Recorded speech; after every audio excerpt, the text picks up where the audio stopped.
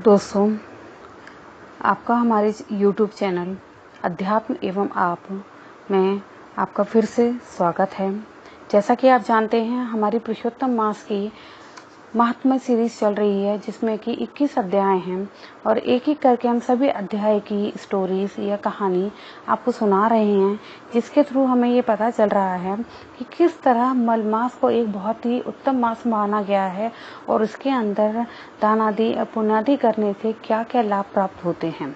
आइए अब हम सब मिलकर आज 10वें अध्याय का श्रवण करते हैं। सुनिए।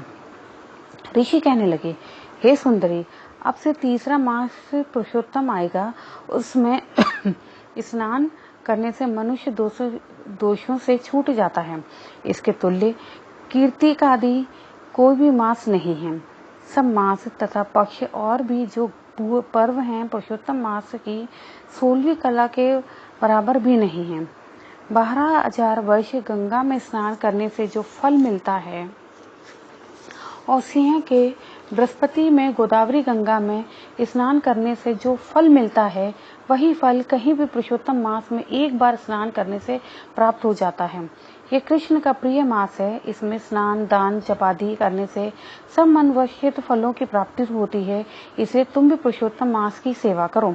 मुनिराज कन्या को ऐसे वचन कहकर चुपचाप हो गए। श्री कृष्ण कहने लगे, हे अर्जुन, मुनि के वचन सुनकर भावों से प्रेरित होकर वह मूढ़ बालक क्रोधित होकर बोली, हे ब्राह्मण, मुझको आपके वचन ठीक नहीं लगे। माघादि मास किस प्रकार थोड़ा फल देने वाले हैं और कार्तिकादि मास को कैसे कम कहते हो? क्या सेवा किया हुआ वैशाख मास इच्छित फल नहीं देता? या तो मल मास सब कर्मों में निंदित है।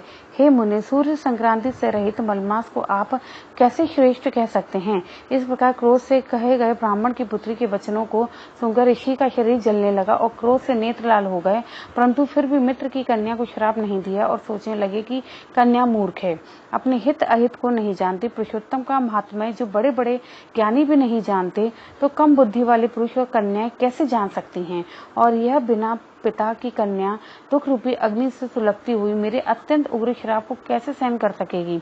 ऐसे उत्पन्न हुए क्रोध को दूर करते हुए और स्वस्थ होकर व्याकुल कन्या से कहने लगे, तू दुखी और नादान है, इसलिए तेरे पर मेरा कुछ भी कोप नहीं। जैसा तेरा निर्भाग्य मन में हो वैसा ही कर, और भी जो कुछ होने वाला है सो सुन। मैं कहता हूँ, तूने जो पुरुषोत्तम मास का अनादर किया है, का फल इस जन्म या अगले जन्म में अवश्य होना चाहिए, क्योंकि तेरा पिता मेरा पितर था। इसलिए तुझको श्राप नहीं देता हूँ कि तू बालक है और अपने शुभ तथा अशुभ को नहीं पहचानती। तेरा कल्याण हो, मैं तो नारायण की सेवा में जाता हूँ। श्री कृष्ण कहने लगे कि ऐसा कहकर वह वहां क्रोधित तपस्वी मुनि झटपट चले गए और उसी क्षण वह कन्या पुरुषोत्तम के प्रभाव से कांतिहीन हो गई और अपने मन में विचार करने लगी कि तत्काल फल देने वाले पार्वती पति शिव शंकर की आराधना करूंगी। ऐसा निश्चय करके अपने आश्रम में जाकर वह कठिन तप करने की इच्छा करने लगी। सूजी कहने लगे, वह बाला प्रबल मुनि के वचनों को निंदित कर तथा बहुत फल वाले विष्णु और सावित्री पति ब्रह्मा को छोड़कर अपने वन आश्रम में केवल शंकर भगवान की सेवा करने लगी।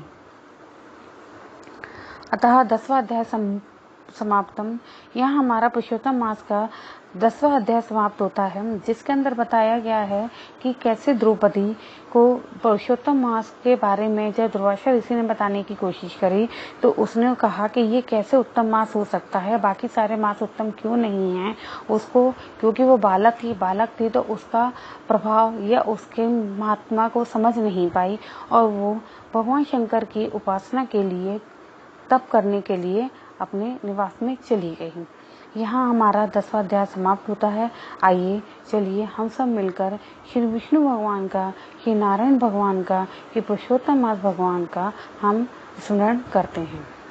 श्रीमन नारायण नारायण नारायण, विष्णु नारायण नारायण नारायण। गुरु श्री कृष्ण भगवान की है। बोलो बांके बिहारी लाल की।